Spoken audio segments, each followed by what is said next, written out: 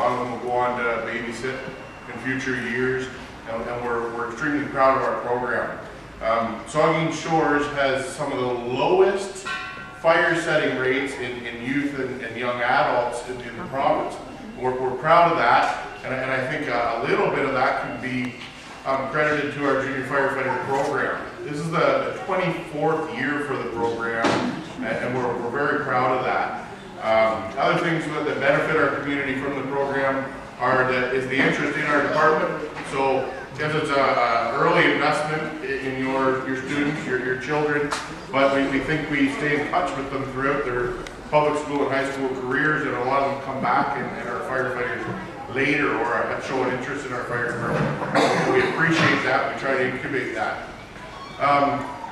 Tonight you're going to see some neat stuff, the stuff that they learned over the past 5-6 weeks. We did some very advanced stuff with the students, some very difficult stuff, if you will, or challenging, and they excelled at all of it throughout the different groups. It really showed a lot of teamwork and dedication.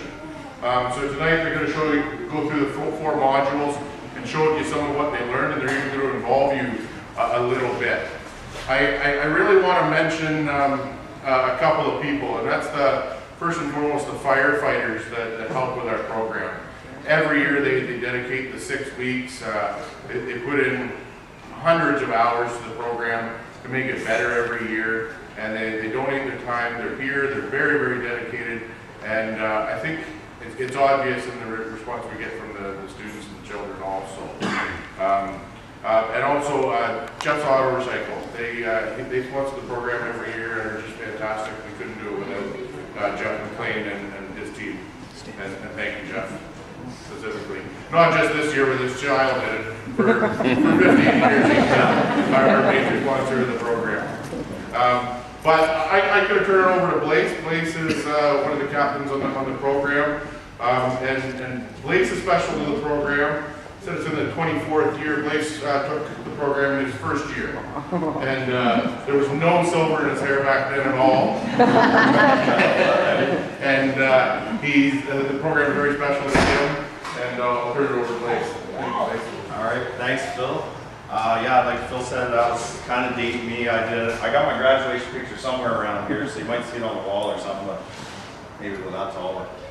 So tonight, I'm just gonna quickly tell you what they went through for the last 5 weeks, and then we're gonna get you out there and they're gonna show you what they learned. So the first night that they came, they did like a hall orientation. They got oriented to the trucks, got shown all the equipment on the trucks. They got shown our dispatch office and how the dispatch works with the Owen Sound Police Service, our mapping system, all that stuff. And then we had another group inside, and we rotated them all through. The group inside did our personal protective equipment, our bunker gear, our air packs, all that stuff. So they got to see how that all works and even try it on to see how heavy it is. So then that was the first night. So then the next 4 nights they do the 4 modules, and then the last 6 week is graduation night here. So the 4 modules that they went through was home fire safety. So you're going to see out here they did extinguisher use and talk about smoke detectors, hazards in the house, all kinds of good stuff. I don't want to take away from what they're going to show you there. Second module was pumper operations. So they learned about how the pumper works, how we get water. They got to tour the water treatment plant, right? See how the water gets to the hydrants, to the truck, and on the fire. So they're going to show you that. And then another module was auto extrication. So we showed them the jaws of life. That's always a popular one, and breaking glass is always a popular one. So we show them what to expect, what we'll be doing in a car accident, so they can see what happens. And then to go along with that one, the 4th module was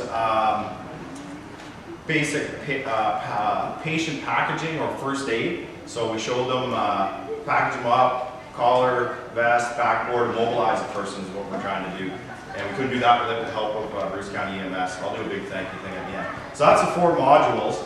So I'm not going to take up much more time. I think they're ready to go. So we're going to get in between each module. We're going to get everybody back inside while they set up for the next one. So we'll come on out, do the home fire safety, and then we'll come on back in when it's over. All right? Come on out. We're going to try something a little bit different this year. We're going to teach you.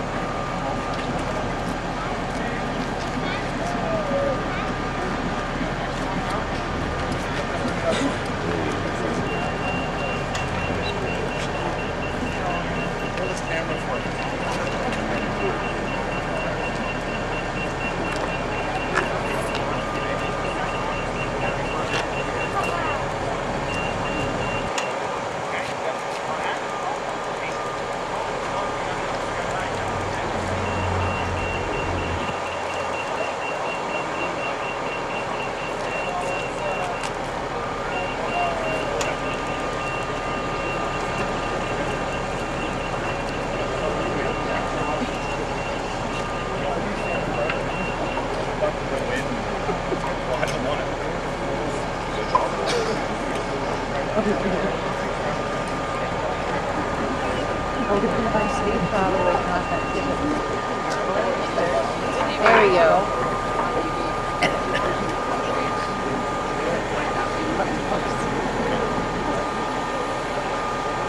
Okay, everybody can see here.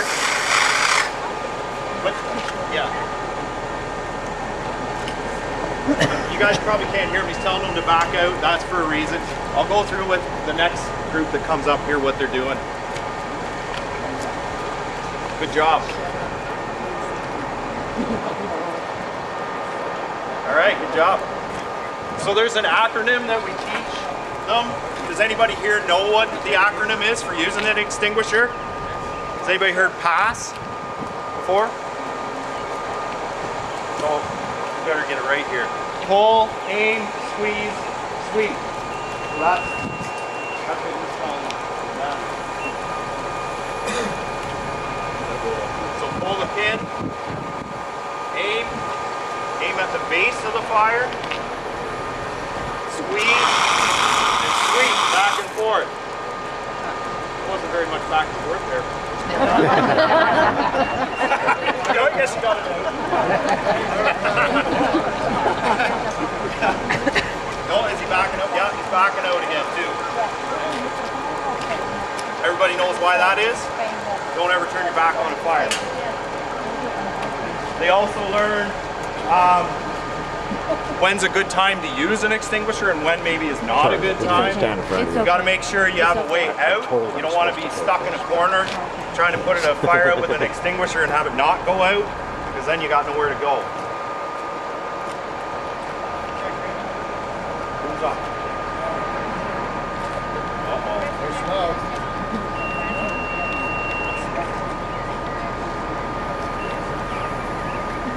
Or what?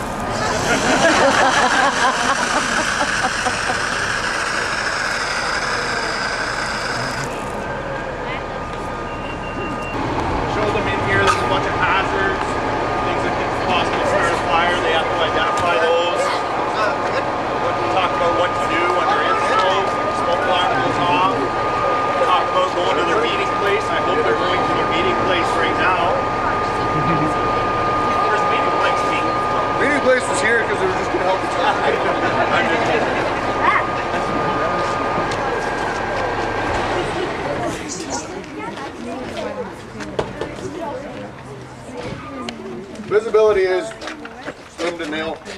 It one story and they stick together and they help each other through it. Good job, guys. Another thing we did was have them identify all the exits. So not just doors, windows, right? Stuff like that. Everybody's out? Everybody's accounted for? Accounted for. Right on. Fire fire. We'll have to assemble you guys in then. All right, we good? Good. Okay, if everybody wants to go back inside, get your seat again. While we set up. My name is Gina Firefighters. Parents, Gina Firefighters, and firefighters. I'm going to talk to you about my experience at Gina Firefighters. My first day at Gina Firefighters, we saw fire truck smoke. It was huge. On our second day, we put out a fire, but first we learned how to use the extinguisher by word pass, which was pull, aim, squeeze, sweep. Then we went outside and put out the fire. When my friend Sierra went up to have her turn, she pulled up the pin to be as harsh as it. Nothing came out with the fire extinguisher. Then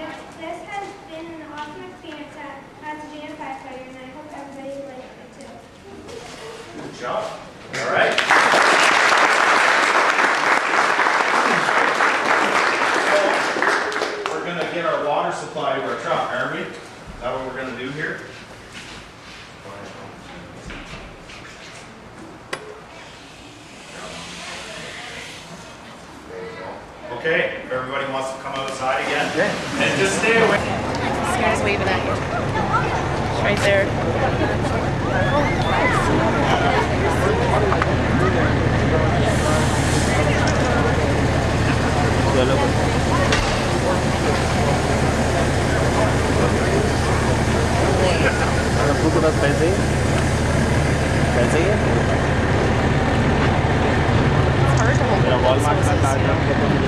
I did that once for when Ron was on the Teeterville. The women did a competition. We had to hold the hose and try to move the target. Powerful.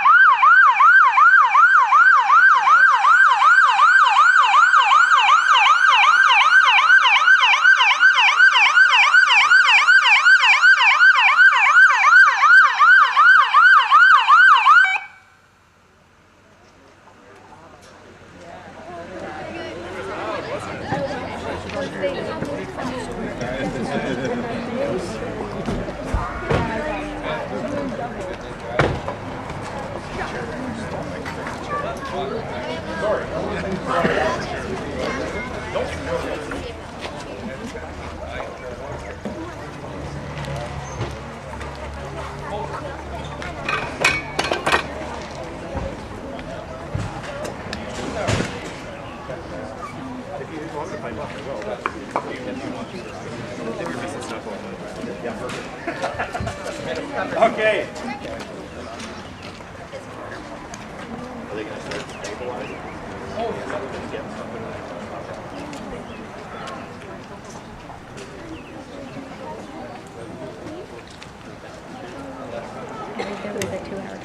So this evolution sometimes takes a little longer, so be patient, but you'll be surprised. It might seem like forever, but actually all the work that they got to do to get this patient out, it actually goes, you'd be surprised how quickly they get them out. So we're going to have an ambulance crew inside the car with the patient, and we're also going to have one here on the chairs, like I said, to show you what's going on in the car.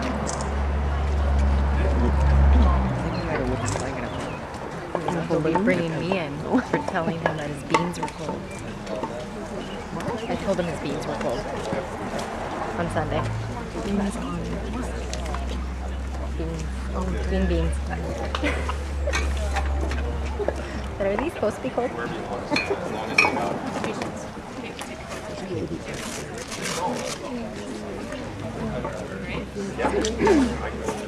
So all your equipment's over there? Yep. So stabilize. Okay, so before, you can see them standing here with some blocks of wood. They're going to stabilize this vehicle. So the first thing we covered was who arrives at the scene of an accident. Police, fire, ambulance. They know that already. They know what hazards to look for. We got a little rhyme: fire wire, gas glass, thugs and drugs is another one that could hurt us, because whose safety is the most important? Ours, right? Because if we get hurt, we can't help the person that we're there to help. I guess, go ahead, miss. Go ahead and start cribbing the vehicle. So what they're doing here, they're going to crib up this. They're going to crib up this vehicle to stabilize the vehicle, because if the person inside has a neck or spine injury, we don't want that car to be moving while we're working on it. Ken, you can jump in there anytime. No. I just wondered if you want. Are we taking digital away? I don't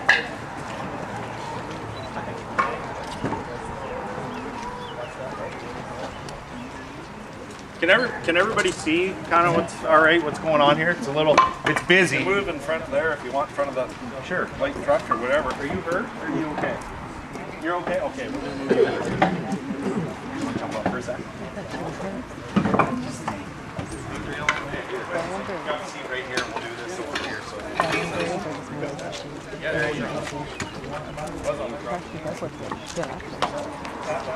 Okay, so they're making their little Jenga block cribs there, we call them.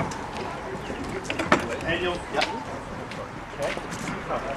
you guys will notice one of the crews there has a mallet, rubber mallet.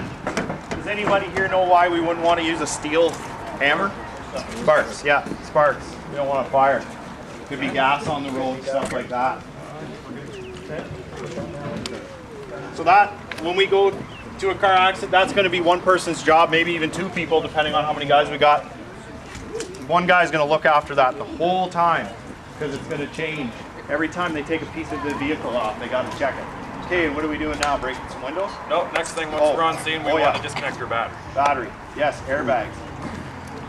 Right, and I just gave away the question I was going to ask. What's in a vehicle that could hurt you? Airbags. So, they're going to cut, bumpers, yeah. Seatbelt, charge, anything in there. Yeah. Gas shocks, the hatches. Anyway, what they're doing with the battery here is they're going to cut a chunk out of the battery cable so that there's no chance of it reconnecting and setting off an airbag. Two of them, you said are winter tires on there. Didn't you need winter tires?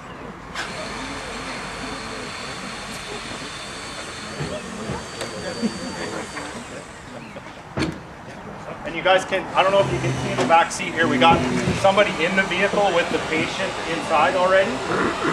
So that's what we'll do. Usually the smallest guy gets to do that job, climbing in there.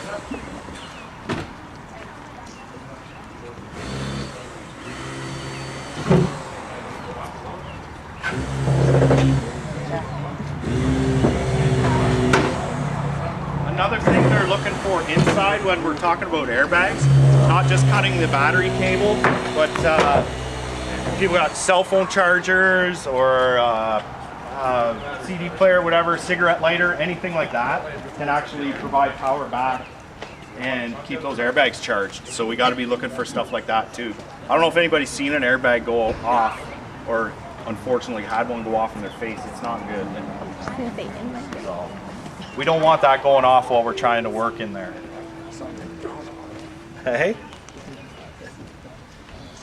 How do you know where the sensors are when you go to pop the hood to cut the battery? That you don't set the airbag off while you're doing that? We're just looking for the main battery, your red cable under the hood, the power cable, and we're cutting a chunk out of that. And then we also have a book. We don't use it too much anymore because things are changing now, but some of the older vehicles you have, even after you cut the battery cable, the airbags will still stay charged for 10, 15 minutes or what. We have a book that tells us all that and the locations of where they are, where the batteries are, where the airbags are, how long they stay charged, all that type of stuff. Man, we're disconnected. There you go. Okay.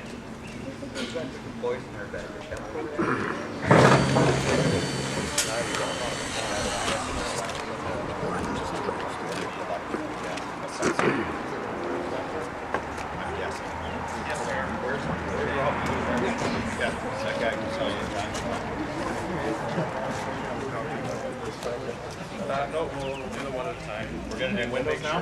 Yeah, we're doing boss. Okay. Okay. Now we're going to where I was just excited because it's always the fun part, taking the windows out, breaking the glass. So, does everybody know why? Anybody know why we do that? Anybody? No? Gas? Pardon? To clear the inside of the car, the area? It's more for our safety, right? We said our safety is the most important, so it's controlled. We know that it's breaking because we're breaking it, and we're going to get it out of the way. So that when they're using the bigger tools, we don't have a window just blow out all of a sudden unexpectedly. So we're going to be looking for shields down here. They're going to be yelling something before they do it, hopefully. Yep, nice and loud. Yeah, go ahead. Thank you, Mike. Make sure you know, Mike, everything go. What are you doing? Nice and loud. Hopefully they don't try this on your vehicles. I'll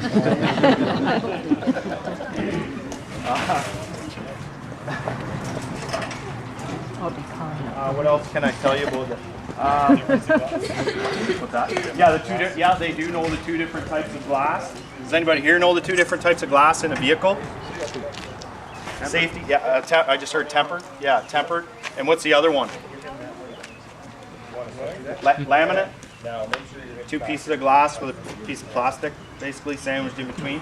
In your windshield, right? So when a stone hits your windshield, it doesn't end up in your lap. There we go. They only get 3. One more. Oh, you bonus swing. And we also. Okay. Shoot, it's a hard one. I like this one because we always get them with we got multiple tools to break windows.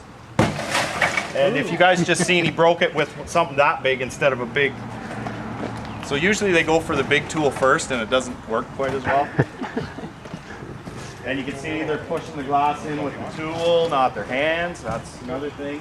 Nice and loud what you're doing. Breaking glass. And they're actually, if they're using that pickaxe or whatever, they are swinging it a specific way. We showed them so that they don't put that thing right through the window and hit the person in the front seat with it when they break through the window. Basic swing on the backboard. Nice and loud what you're doing. Breaking glass. What? Oh, There we go. Nice. there we go. That's your tempered glass.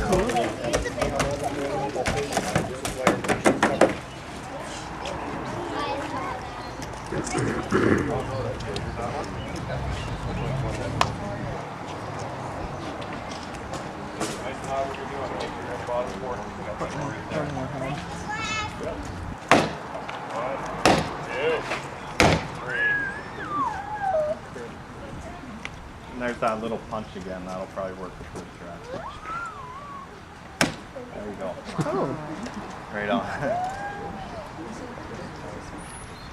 Yeah, get pushed in. You gotta get them out of there. I'm kind of jumping ahead a little bit, but we showed them how to use a seatbelt cutter.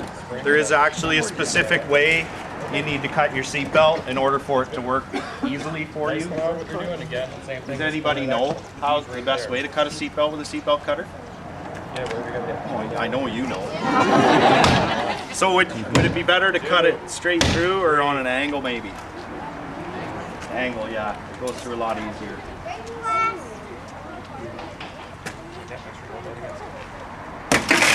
Right. There's a reason we cut the seatbelt also, instead of undoing it, is so that the police officer that's going to be there knows that you were wearing your seatbelt. The buckle will still be on.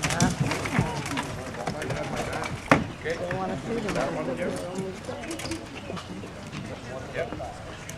Same thing, right here, here. You got somebody right there.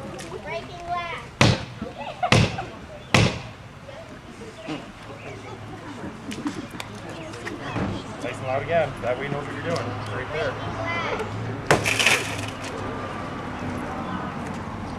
Another thing we like to always do first, little saying that we taught them, try before you pry. Maybe go up and give the door a little pull before you get all the tools out and see if it opens. It might.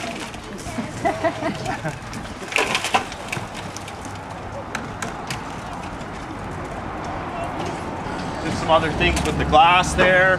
That's making a kind of a big mess. If we can roll the window right down and just leave a little bit. We got a tool that we can set on top of the little bit that's sticking up and break it, and then all the glass falls into the door, and that keeps it safer for us. Who is next up on tools? Bruce, Matt? Hey Matt, hold those up. Oh, where's the other one? Are those the Jaws of Life, or where's the other one? I don't know. I'm getting ahead here on you, sorry. You're going too slow then. What? Yeah, no, you're doing good. Which one's the Jaws of Life? Does anybody know? The ones that Scott got, or the one Scott's or Matt's? Anybody? Which one's the Jaws of Life? Anybody? Somebody? Matt? Yeah. Yep, Matt's. Yep. Jaws of Life. Those are just called cutters. Scissors. Usually trick somebody with that though. Okay.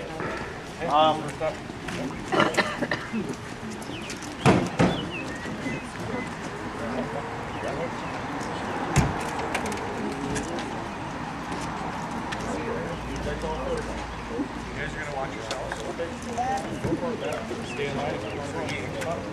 Right here.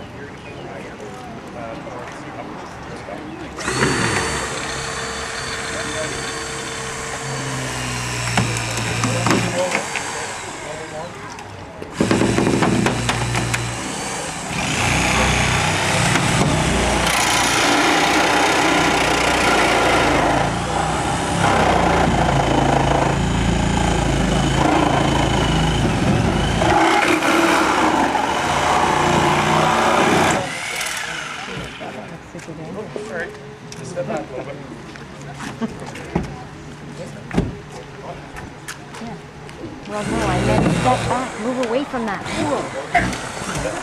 Courtney? She's not listening to it. None of them do.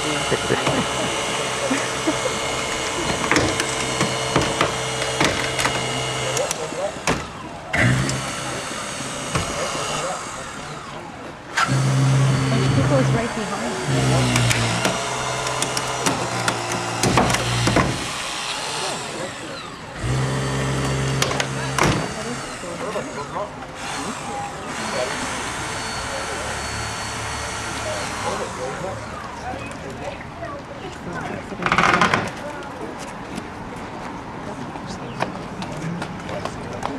I don't know if anyone can.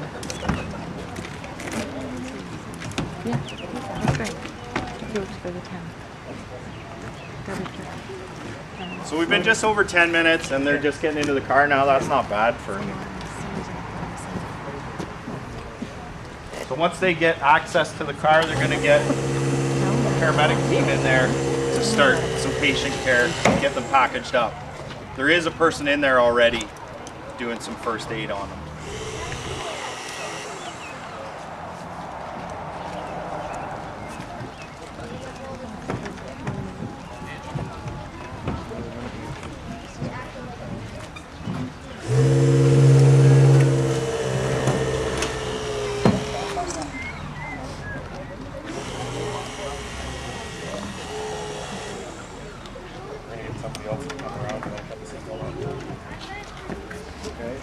We're getting ready to cut the seat belt here. No, what we're trying to do is cut that frame. So for you got the light in there.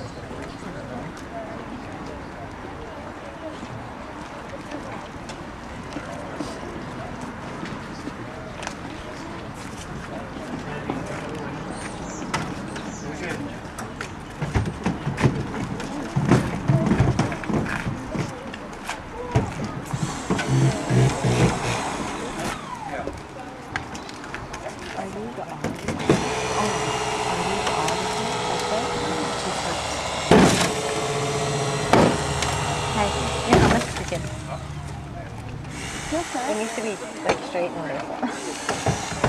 So just so the kids are actually running the tools there. Matt's just hanging on to it for them, and he's coaching them through it.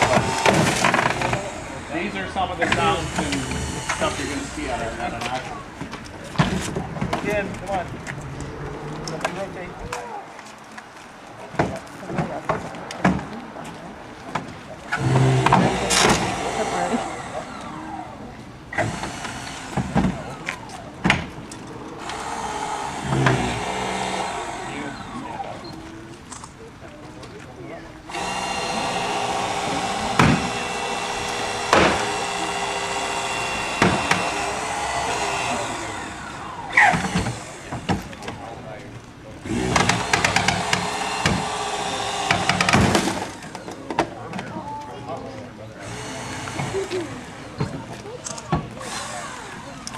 Next. All right. How are we doing here? I could use one of those.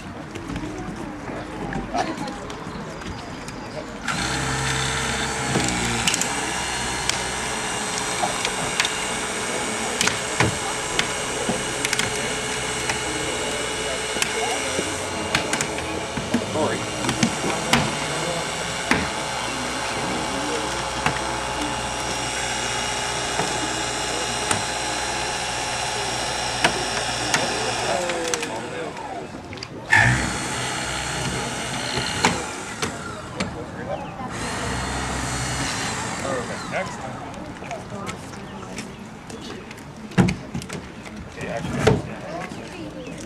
I guess just a couple other things I could think of to tell you about while they're doing this. So for us, we would have one of our captains, an officer, they would just be looking after the car, getting the car apart. We're removing the vehicle from the patient. We're not removing the patient from the vehicle. Does that make sense? And then we would have an officer that's dedicated just to look after that patient in there and whatever they need. So I know, we were talking about it the other night, I know it looks like a small little scene, it's just this car here, but there's a lot going on. And another thing is, these guys are, we always got to be thinking of plan B and plan C and plan D and E and F and G, because it never, they're never the same, always different. Things never go the way you think they're going to go.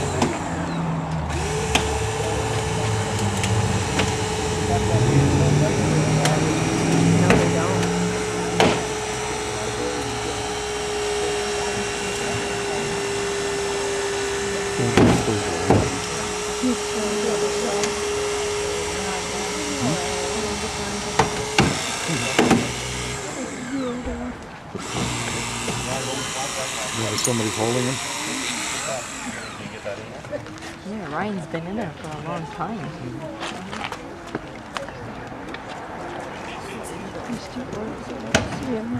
Hmm? Maybe he's inside.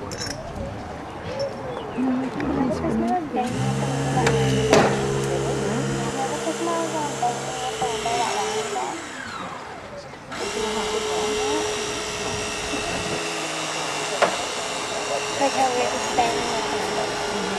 I told her to do it like really loud.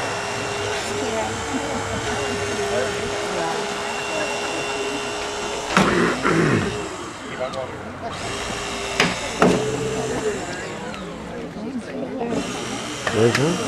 No, this is okay. We're getting close yet.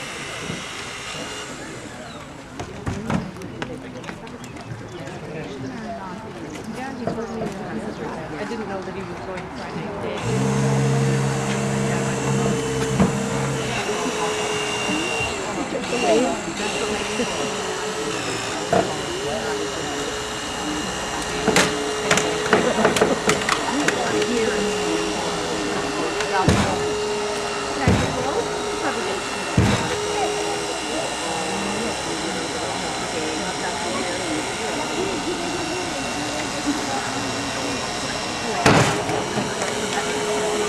That's an overnight. Yeah, that's a lot of good stuff.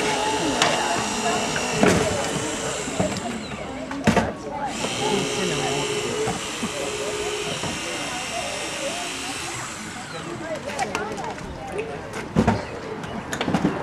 All right.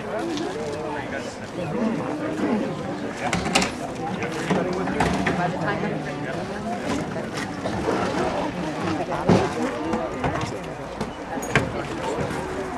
Okay, they're gonna get to a point where they're gonna get this whole side opened up so we can get this person onto a backboard.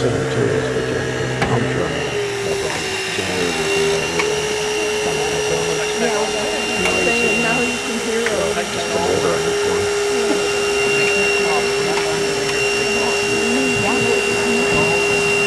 I pulled that off.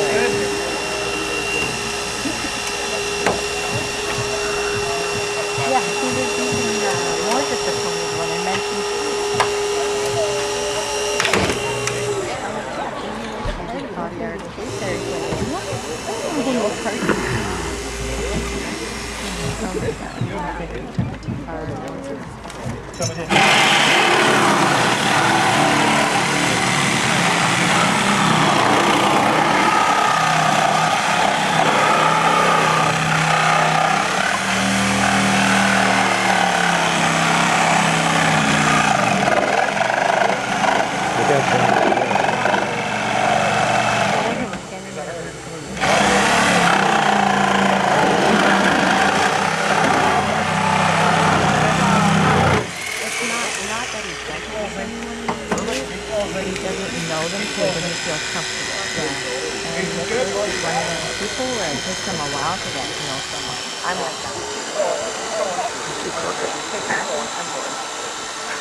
Turn inside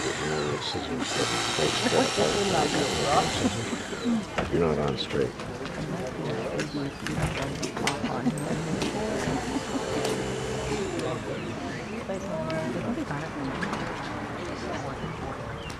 Whatever it is. ODD is what I have.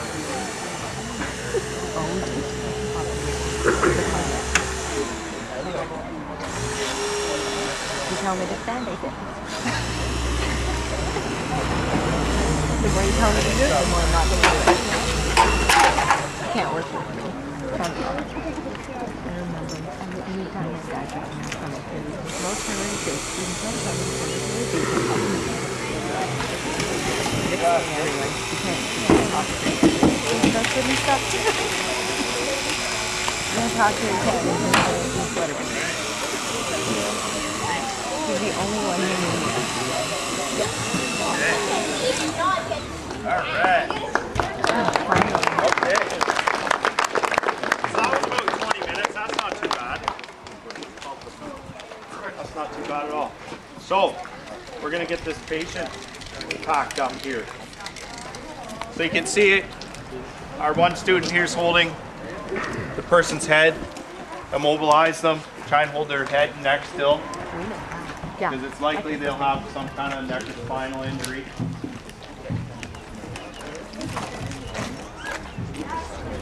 his eyebrows up.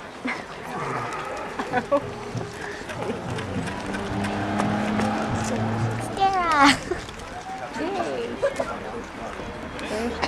Where'd she go? She's putting the necklace Yeah, I on. lost track. She's behind that whole Please. Yeah, Katie. Katie got really tall.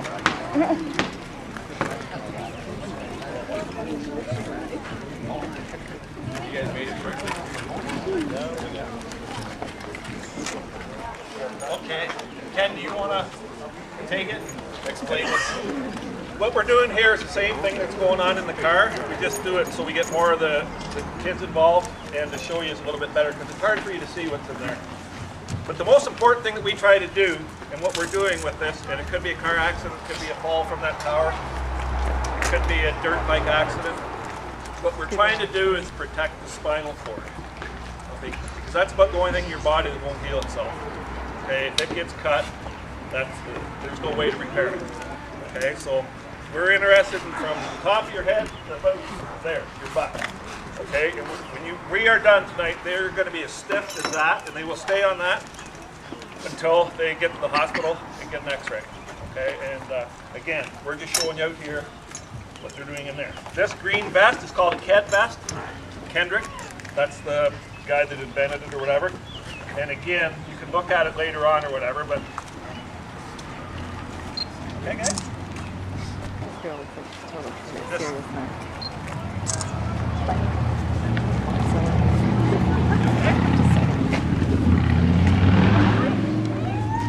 They've already got the collar on as well. That'll be the first thing. We showed them how to size up a collar and get that on. They're not comfortable, but it's not supposed to be comfortable.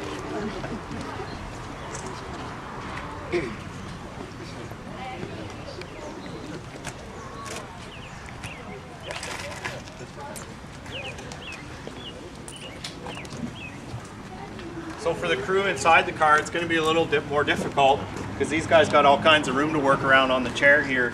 These guys are trying to do all this in the front seat here. Doesn't show Katie too well. So you can see both groups still got a person on the head, Yeah, she's holding working. the head. And that person, actually, I should mention, is in charge. If we're moving the person or whatever, the person at the head, the person that's holding the head is always in charge of what we're doing when we move them.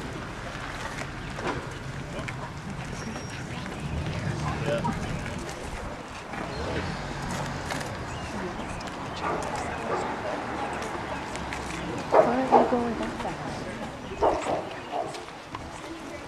side?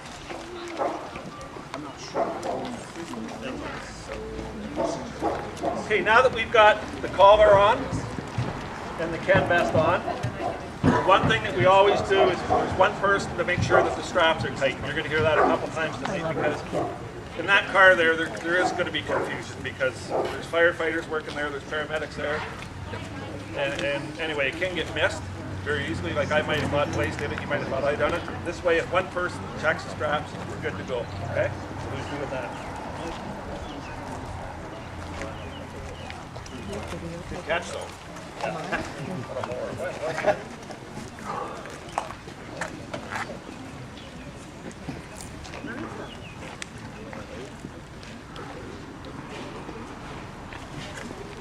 Now I'm just going to make sure they're snug here because we want to show you how this really does work, okay? Not that they're not doing good. Okay?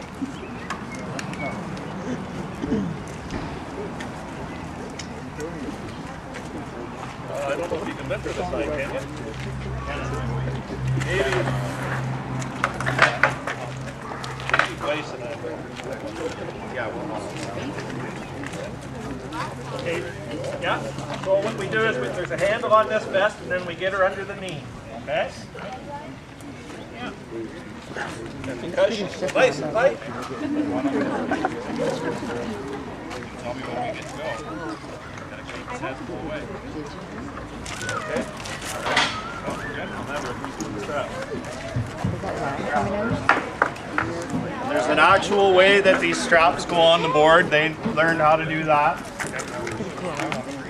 And it looks like our team in the car here is getting ahead of us.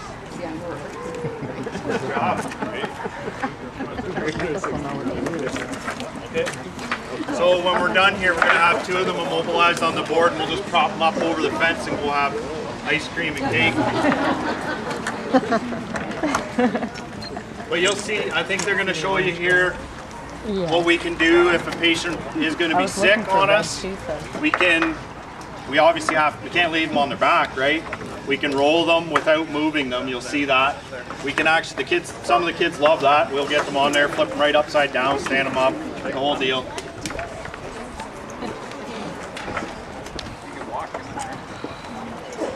We gotta be cold.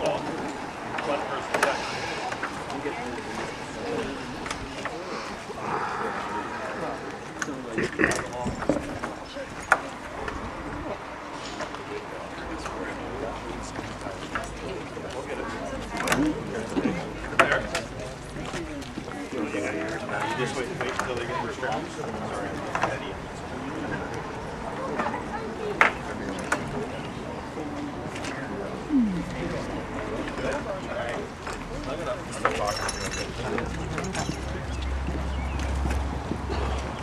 Come home? Oh. Okay, now Be cold. we're going to secure the head again with these blocks. Okay. She's never coming out of there. There's the tape and hold the box. Yep. This is always a fun part that they like to do with the tape. We usually show them go around and maybe twist it so the not sticky side is on your.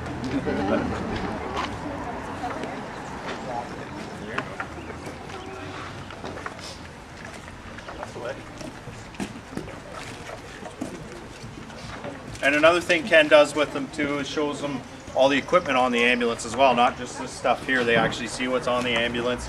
I think he even does an ECG on them, gives them a little printout of their vitals, stuff like that.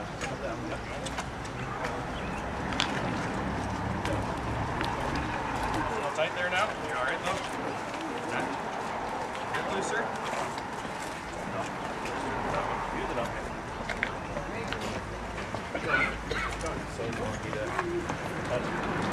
So that hasn't, now we've been just under 10 minutes to get them packaged up and on the board, so that's pretty good too. Okay, the last thing we do, as far as immobilizing them, is we tie their feet together. If somebody happens to have a broken leg or a knee, whatever, it's good to use your good leg as a splint. Okay, underneath. Too well, eh, Ken?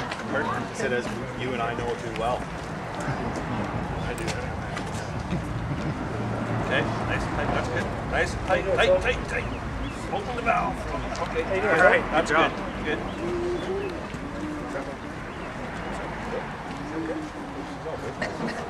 Yeah. Give my finger. That was good. He did that without any coaching there. So there's a specific way to tie that off. Slip it under the feet, around the feet, pull back, tie at the bottom here.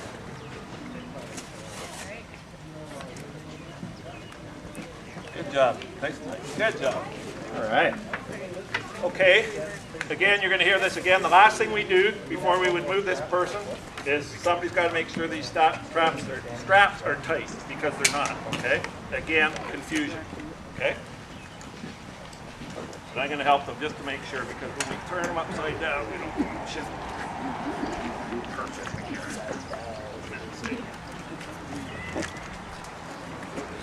Do they ever turn the casualty upside down? Show how tight they are. Okay, now usually there's only one paramedic in the back, right? Sometimes we'll take a firefighter with us if they're available. But so in the back, a lot of times when somebody gets hurt, you know that even if you hit your thumb with a hammer, you feel sick to your stomach. So with this, one person can just turn on their side and let them curl, for lack of a better term, and then put them back.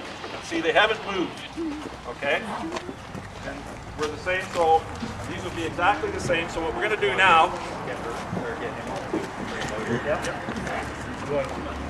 woman. Okay, we're going to show you, and not that we'd ever do this, but we're going to turn them right over. Them right over. This way. Okay. And now, There he is. we're going to show you if we had to take them up a flight of stairs or out of a manhole. So we can stand them right up like this. And there's no movement from the head, especially to the hips, which is important, but all the way down, okay? There is no movement. There you go. And we sell these kits for if you have any behavioral problems. And they're being pretty brave there because that is not comfortable at all. Okay, can we get them undone? Get them undone here, please. Good job. All right.